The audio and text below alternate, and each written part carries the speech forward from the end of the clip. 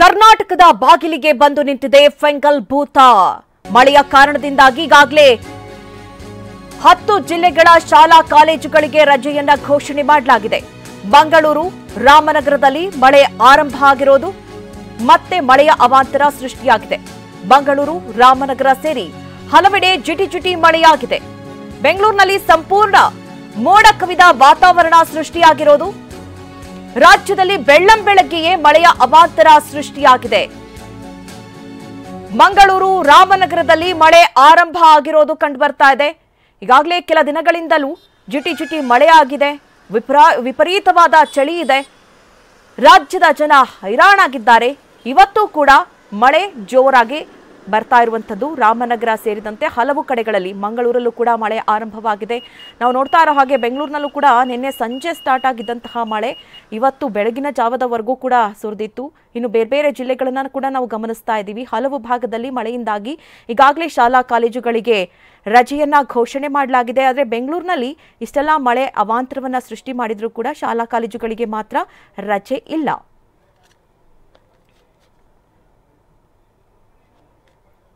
ಈ ಬಗ್ಗೆ ಹೆಚ್ಚಿನ ಡೀಟೇಲ್ಸ್ ಅನ್ನ ನೀಡ್ತಾರೆ ನಮ್ಮ ಪ್ರತಿನಿಧಿ ವಿನಯ್ ಕಾಶಪ್ಪನವರು. ಹಾಗೆ ಸಿರಾಜ್ ನೇರ ಸಂಪರ್ಕದಲ್ಲಿ ಸಿರಾಜ್ ನಮ್ಮನ್ನ ಜಾಯ್ನ್ ಆಗ್ತಾ ಇದ್ದಾರೆ. ಎಸ್, ಗಮನಿಸ್ತಾ ಇದ್ದೀವಿ ಈಗಾಗಲೇ ಹಲವು ಕಡೆಗಳಲ್ಲಿ ಮಳೆಯ ಅವಾಂತರ ಸೃಷ್ಟಿಯಾಗಿರೋದನ್ನ ನೋಡ್ತಾ ಇದ್ದೀವಿ. ವಿನಯ್, ಈಗ ಸದ್ಯ ಅಲ್ಲಿ ಸಿಚುವೇಶನ್ ಯಾವ ರೀತಿ ಇದೆ, ಜನ ಯಾವ ರೀತಿ ಹೈರಾಣಾಗಿದ್ದಾರೆ, ಸದ್ಯ ಸಿಚುವೇಶನ್ ಬಗ್ಗೆ ತಿಳಿಸ್ಕೊಡೋದಾದ್ರೆ? ಮಧು, ಸದ್ಯ ನಾನೀಗ ಚಾಲುಕ್ಯ ಸರ್ಕಲ್ ಮುಂಭಾಗದಲ್ಲಿರುವಂಥದ್ದು. ಈ ಸರ್ಕಲ್ನ ಸದ್ಯದ ಸ್ಥಿತಿಗತಿಗಳನ್ನು ತೋರಿಸ್ತಾ ಹೋಗ್ತೀನಿ, ಹೇಗಿದೆ ಇಲ್ಲಿಯ ವಾತಾವರಣ ಅಂತ ಹೇಳಿ. ಬೆಳಂಬೆಳಗ್ಗೆಯ ವಾತಾವರಣ ನೋಡಿದಾಗ ಸದ್ಯಕ್ಕೆ ಫೆಂಗಲ್ ಚಂಡಮಾರುತದ ಎಫೆಕ್ಟ್ ಇನ್ನೂ ಕೂಡ ರಾಜಧಾನಿಯಲ್ಲಿ ಮುಂದುವರೆದಿದೆ. ಸದ್ಯಕ್ಕೆ ತಮಿಳುನಾಡು, ಆಂಧ್ರ ಪ್ರದೇಶದಲ್ಲಿ ಈಗಾಗಲೇ ಸಾಕಷ್ಟು ಅವಾಂತರಗಳನ್ನು ಮತ್ತು ಸಾಕಷ್ಟು ಸಮಸ್ಯೆಗಳನ್ನು ಜನಜೀವನಕ್ಕೆ ತಂದೊಡ್ಡಿರುವಂತಹ ಈ ಒಂದು ಚಂಡಮಾರುತ ಸದ್ಯಕ್ಕೆ ರಾಜಧಾನಿಗೂ ಕೂಡ ಕಳೆದ 2 ದಿವಸದಿಂದನೂ ಕೂಡ ನಿರಂತರವಾಗಿ ಕಾಟವನ್ನು ಕೊಡ್ತಾ ಇದೆ. ನಿರಂತರವಾಗಿ ಬಿಟ್ಟು ಬಿಡದೆ ಸುರಿಯುತ್ತಿರುವಂತಹ ಮಳೆ ಮತ್ತು ಮೈಕೊರೆಯುವಂಥ ಚಳಿ, ಈ ಎರಡೂ ಕೂಡ ಬೆಂಗಳೂರಿಗರನ್ನ ಹೈರಾಣಾಗಿಸಿರುವಂಥದ್ದು. ಯಾಕಂದ್ರೆ ದೈನಂದಿನ ಕಾರ್ಯಚಟುವಟಿಕೆಗಳಿಗೆ ತೊಡ್ಕೊಳ್ಳುವಂಥವ್ರು, ಮಕ್ಕಳನ್ನ ಶಾಲೆಗೆ ಕಳಿಸಬೇಕಾದಂತಹ ಪೋಷಕರು, ಮಕ್ಕಳಿಗೆ ಶಾಲೆಗೆ ಹೋಗಬೇಕಾದಂತಹ ಪುಟಾಣಿ ಮಕ್ಕಳು ಇಬ್ಬರು ಕೂಡ ಈ ಒಂದು ಚಳಿಯನ್ನ ಎದುರಿಸೋದಕ್ಕೆ ಸಮಸ್ಯೆಯನ್ನು ಪಡ್ತಾ ಇದ್ದಾರೆ. ಇನ್ನು ನಿರಂತರವಾಗಿ ಜಿಟಿಯಾಗಿ ಬರ್ತಿರುವಂತಹ ಮಳೆಯಿಂದ ಬೆಂಗಳೂರಿನ ಬಹುತೇಕ ಭಾಗಗಳಲ್ಲಿ ಮತ್ತೆ ಗುಂಡಿಗಳು ಕೂಡ ಬೀಳೋದಕ್ಕೆ ಬೀಳ್ತಾ ಇದೆ. ಜೊತೆಗೆ ವಾಹನ ಸವಾರರು ಕೂಡ ಕೊಂಚ ಪ್ರಮಾಣದಲ್ಲಿ ಎಚ್ಚರಿಕೆಯನ್ನು ವಹಿಸ್ಕೋಬೇಕು. ಯಾಕಂದ್ರೆ ಪ್ರಮುಖವಾಗಿರುವಂತಹ ಚಾಲುಕ್ಯ ಸರ್ಕಾರ ಭಾಗದಲ್ಲಿನೇ ಗುಂಡಿಗಳು ಕೂಡ ಬೀಳ್ತಾ ಇದೆ. ಯಾಕಂದ್ರೆ ನಿರಂತರವಾಗಿ ಬರ್ತಿರುವಂತಹ ಮಳೆ ಸಾಕಷ್ಟು ಅವಾಂತರಗಳನ್ನ ಮತ್ತು ಸಮಸ್ಯೆಗಳನ್ನು ತಂದೊಡ್ತಾ ಇದೆ. ಇನ್ನು ನೀವು ನೋಡಬಹುದು ದೈನಂದಿನ ಜನಜೀವನ ಹೇಗೆ ಕಂಡು ಬರ್ತಾ ಇದೆ ಬೆಂಗಳೂರಿನಲ್ಲಿ ಅಂದ್ರೆ, ಇವತ್ತು ವೀಕ್ನ 2ನೇ ದಿವಸ ಆಗಿರೋದ್ರಿಂದ ಮಂಗಳವಾರ ಸಹಜವಾಗಿ ಹೆಚ್ಚಿನ ಸಂಖ್ಯೆಯಲ್ಲಿ ಬೇರೆ ಕೆಲಸಗಳಿಗೆ ಹೋಗುವಂತವ್ರು, ಸರ್ಕಾರಿ ಕಚೇರಿಗಳಿಗೆ ಹೋಗುವಂತವ್ರು, ಗಾರ್ಮೆಂಟ್ ಕೆಲಸಗಳಿಗೆ ತೊಡಕೊಳ್ಳುವಂತವ್ರು ಮತ್ತು ಶಾಲೆಗಳಿಗೆ ಮಕ್ಕಳನ್ನು ಬಿಡುವಂತವ್ರು, ಕಾಲೇಜಿಗೆ ಹೋಗುವಂತವ್ರು ಕೂಡ ಹೆಚ್ಚಿನ ಸಂಖ್ಯೆಯಲ್ಲಿ ಇರ್ತಾರೆ. ಆದ್ರೆ ಇವರಿಗೆ ಈಗ ಸದ್ಯಕ್ಕೆ ರಾಜಧಾನಿಯಲ್ಲಿ ತುಂತುರು ಮಳೆ ಬರ್ತಾ ಇದೆ. ದೊಡ್ಡ ಪ್ರಮಾಣದಲ್ಲಿ ಮಳೆ ಇಲ್ಲ, ಆದ್ರೆ ಬಿಟ್ಟು ಬಿಡದೆ ಬರ್ತಿರುವಂತಹ ಮಳೆ ಏನಿದೆ ಇದು ಕೊಂಚ ಪ್ರಮಾಣದಲ್ಲಿ ಬೆಂಗಳೂರಿಗರನ್ನ ಹೈರಾಣಾಗಿದೆ. ಇನ್ನು ಚಳಿಯ ಪ್ರಮಾಣದಿಂದ ಸಾಕಷ್ಟು ಎಚ್ಚರಿಕಾ ಕ್ರಮಗಳನ್ನು ಕೈಗೊಂಡೇ ಹೊರಗೆ ಬನ್ನಿ ಅನ್ನುವಂತಹ ಸೂಚನೆಗಳನ್ನು ಕೂಡ ವೈದ್ಯರು ಕೊಡ್ತಾ ಇದ್ದಾರೆ.